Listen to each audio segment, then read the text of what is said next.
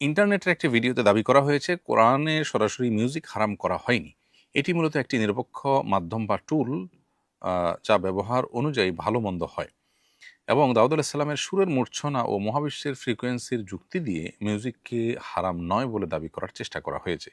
আমি বিষয়টা নিয়ে দ্বিধান্বিত হয়ে পড়েছি। কোরআন সুন্নাহর আলোকে বাদ্যযন্ত্র সম্পর্কে জানতে চাই। প্রিয় দর্শক, আল্লাহ রাব্বুল আলামিন কোরআনে কারিমে বলেছেন, ওয়ামিনান নাসি মান ইয়াশতারি লাহওয়াল হাদিসি লিয়ুদিল্লা আন সাবিলিল্লাহ। মক্কায় কিছু মানুষ আল্লাহর পথ থেকে মানুষকে বিচ্যুত করবার জন্য তারা লাহওয়াল হাদিস ক্রয় করে। লাহওয়াল হাদিস ক্রয় করা বলতে কি বোঝানো হয়েছে? এ বিষয়ে নবী করিম সাল্লাল্লাহু সাল্লাম কর্তৃক সার্টিফাইড, তার সার্টিফিকেট প্রাপ্ত, দোয়াপ্রাপ্ত সাহাবী আব্দুল ইবনে আব্বাস রাদিয়াল্লাহু তাআলা আনহু এবং আব্দুল ইবনে মাসউদ রাদিয়াল্লাহু তাআলা আনহুমা থেকে বর্ণিত হয়েছে যে তারা উভয়ে লাহওয়াল হাদিসের ব্যাখ্যা তারা নবীজি থেকে সরাসরি কোরআন শিখেছেন।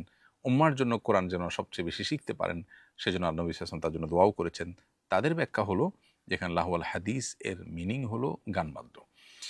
তো এখান থেকে বোঝা গেল যে গানবাদ্য সম্পর্কে ইসলামের দৃষ্টিভঙ্গিটা কি। আল্লাহ তাআলা সেটাকে সমালোচনা করেছেন যে আল্লাহর জিকির থেকে গাফিল করার জন্য টুল হিসাবে কিছু মানুষ এটা নিয়ে কাজ করে। গায়কদের ভাড়া করে আনতো তখন, যাতে মানুষ কোরআন তেলাওয়াত না শুনে, গায়িকাদেরকে ভাড়া করে আনতো যাতে করে কোরআন না শুনে ওই গান বাজনে মানুষ মজে থাকে। তাহলে এটা আল্লাহর জিকির থেকে গাফিল করবার একটা মাধ্যম এবং টুল। আজও যারা দেখা যায় যে এগুলোর সাথে অনেক বেশি ইনভলভ হয়ে যায়, তারা আল্লাহর জিকির, আল্লাহর পরিপূর্ণ আনুগত্য এগুলা সেভাবে তারা আসলে করে উঠতে পারে না। এটা হলো বাস্তবতা। আবু মালিক আল আশআরী রাদিয়াল্লাহু তাআলা থেকে বর্ণিত সহিহ বুখারীতে তালিক সূত্রে একটা হাদিস, যেটা তিনি দৃঢ়তার সাথে উল্লেখ করেছেন।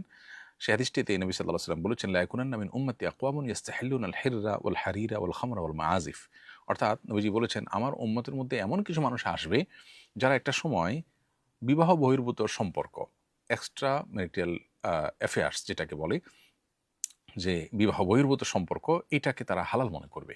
আজকাল আপনি দেখেন মানে তথাকথিত আপনার জেনার সঙ্গী আছে একজনের, বিয়ে নাই কিন্তু তার সঙ্গী এই পরিচয় দিচ্ছে বিভিন্ন নাম দিয়ে, বিএফজিএফ ইত্যাদি বিভিন্ন নামে। এটা কিন্তু কোনো দর্শনীয় জিনিস মনে করছে না, অথচ এটা কিন্তু 10-20 বছর আগেও মানুষ এবার বলতে পারতো না। পৃথিবীর সব সমাজে একটা সময় এটা ছিল না, এখন এটা স্টাবলিশড হয়ে যাচ্ছে। তো নবীজি বলেছেন কিয়ামতের আগে এটি হবে, এটি কিয়ামতের আলামত। এবং ওয়াল হারির, আরেকটা হলো যে সিল্ক পুরুষের জন্য ব্যবহার করা হারাম, সেটাকে হালাল মনে করবে এবং কোন দর্শনীয় মনে করবে না। আজকাল দেখেন পুরুষদের সিল্ক, পাঞ্জাবি ইত্যাদি ব্যাপক হারে বিক্রি করা হচ্ছে। এটা পৃথিবীতে একসময় পুরুষরা পড়তোই না, ব্যবহারই করতো না, কিন্তু এটাকে হালাল মনে করছে আজকাল মানুষ। আরেকটা হলো মাদক। কোরআন আল্লাহ তাআলা অনেক আগেই বলেছেন যে ওয়াইসমুহুমা আকবারু মিন নাফইহিমা, মাদক এবং জুয়া এগুলোর কিছু উপকারিতা আছে কিন্তু ক্ষতি তার চেয়ে অনেক বেশি, অনেক বড়। তো আল্লাহ নিজে বলেছেন যে কিছু উপকারিতা আছে, খেয়ে সাময়িক মানুষ তৃপ্তি পায়, এটা যেমন উপকারিতা, এর বাইরের উপকারিতা থাকতে পারে। যেমন আজকাল মাদকের একটা নির্দিষ্ট পরিমাণ, বিশেষ মাদক, এটা গ্রহণ করার মাধ্যমে ব্রেন ওপেন হয়ে যায় বলে দাবি করা হয়।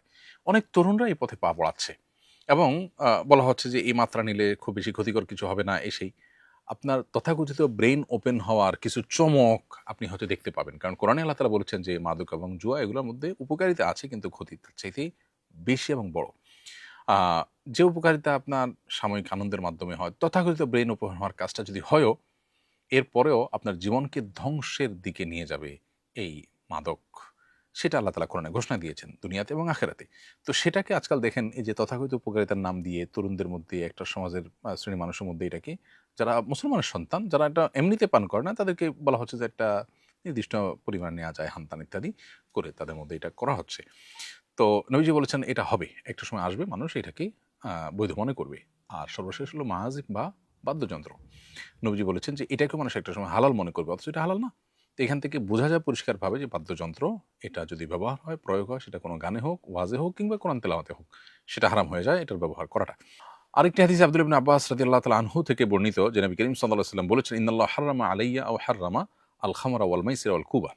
হাদিসটি সহিহ সুনান আবু দাউদে বর্ণিত হয়েছে এবং এই হাদিসের অর্থ হলো নবী সাল্লাল্লাহু আলাইহি ওয়াসাল্লাম বলেছেন, আমার উপরে হারাম করা হয়েছে মাদক, জুয়া এবং কুবা। কুবা এর মানে হলো তবলা।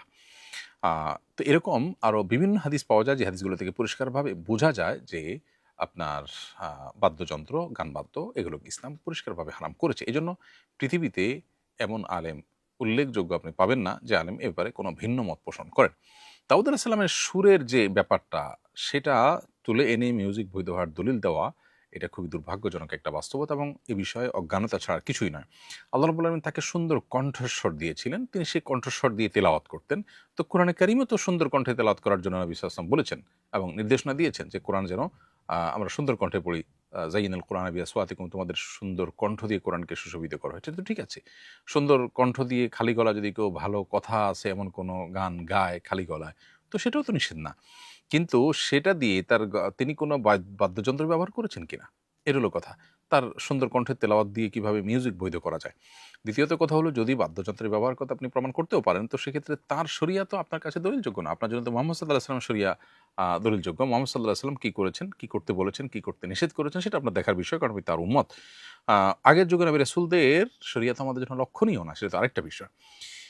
বর্তমানে আমাদের মধ্যে এই ব্যাধি ব্যাপকভাবে বাড়ছে। অনেকেই এই সমস্ত হারামকে হালাল মনে করছেন। নবীজি কিন্তু আমাদেরকে সতর্ক করেছেন, কিয়ামতের আগে একটা সময় আসবে মানুষ এই হারামগুলোকে হালাল মনে করবে। অদ্ভুত আ কাকতালীয় ব্যাপার যে আমরা দেখছি এখন মানুষ আ বিবাহ বিরত সম্পর্ক করতে এটা কোনো তার বাদে না, মুসলমানের সন্তান।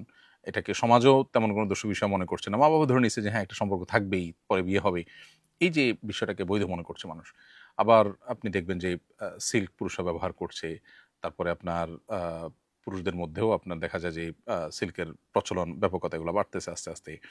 আ মাদক গ্রহণ করার উপকারিতা বলা হচ্ছে বিভিন্ন পরিমাণে। তারপরে বাদ্যযন্ত্রের ব্যবহার, এগুলোকে দোষণীয় মনে করা হচ্ছে না। অনেকে এটা নিয়ে ডিবেট করতে আসেন। তো এগুলো কিয়ামতের লক্ষণ নবী সাল্লাল্লাহু আলাইহি ওয়াসাল্লাম আগে থেকে আমাদেরকে সতর্ক করেছেন।